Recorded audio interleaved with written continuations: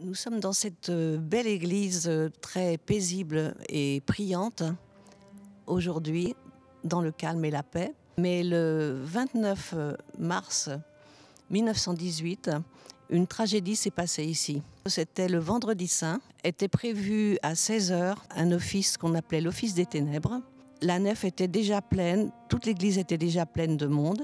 Quelques minutes avant le début de l'office, un obus tiré par un canon allemand à longue portée est tombé sur l'église, entre les deuxième et troisième verrières.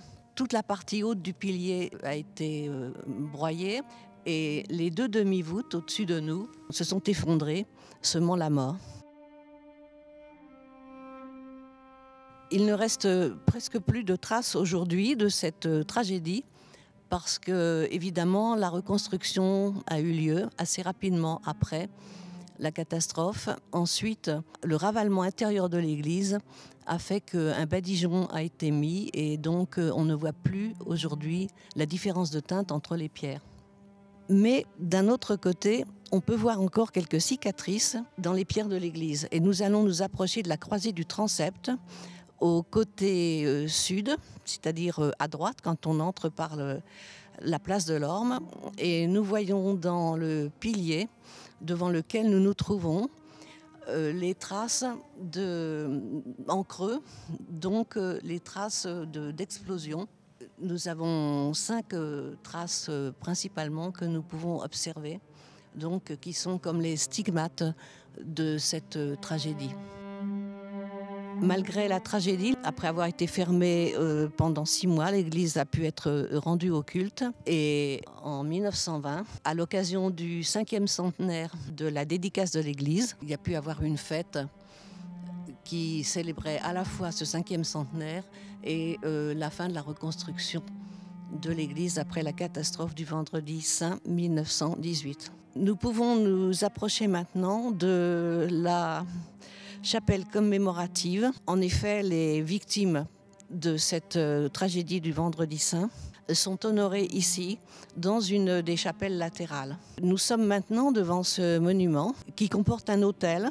De chaque côté de l'autel, à gauche et à droite, nous avons la liste des 91 victimes. Cette liste est faite par ordre alphabétique et elle comporte seulement l'indication de l'âge de la victime.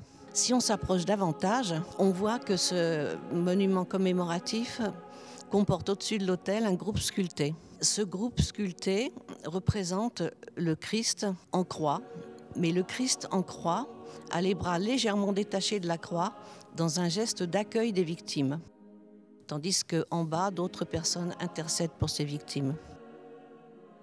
Au-dessus de ce groupe sculpté, nous avons un vitrail avec une forme de voûte en plein cintre. Et ce vitrail comporte une inscription latine. Amen dico tibi, odie mecum eris in paradiso. En vérité, je te le dis, aujourd'hui, avec moi, tu seras en paradis. Il s'agit d'une citation de l'Écriture. C'est la réponse que Jésus fait à l'un des bandits qui était crucifié à côté de lui et qui lui avait fait la requête suivante. Souviens-toi de moi, Seigneur, quand tu seras dans ton royaume. Cette réponse miséricordieuse de Jésus, c'est la réponse que les priants de l'Église ont choisi d'inscrire sur ce monument commémoratif. Maintenant, l'Église qui n'est plus une paroisse, mais qui est animée par une communauté monastique, la prière ne s'est pas interrompue et elle continue toujours, bientôt 100 ans après,